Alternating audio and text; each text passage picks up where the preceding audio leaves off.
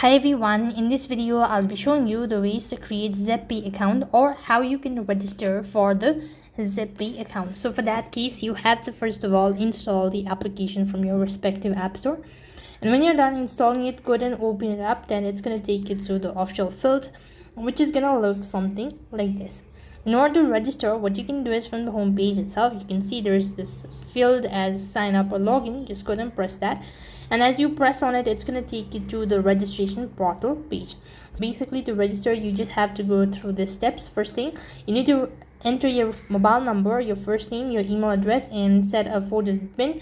And if you have any promo code or referral code, you could enter that and mark in the terms and condition and click the sign up button. Next, you'll have to verify your contact information, that is your email address as well as your phone number. And when you're done verifying your contact information, then moving on to the next step, that is KYC process. So as per the KYC process, you have to submit a government issued ID that could either be your state ID, license, or passport, whatever, and you just have to go and click a clear picture of it, and you have successfully completed the registration process. Then you could go and explore the home page, and from then onwards you could start trading on Zebpay wallet. That's all for this video. I hope the video was helpful.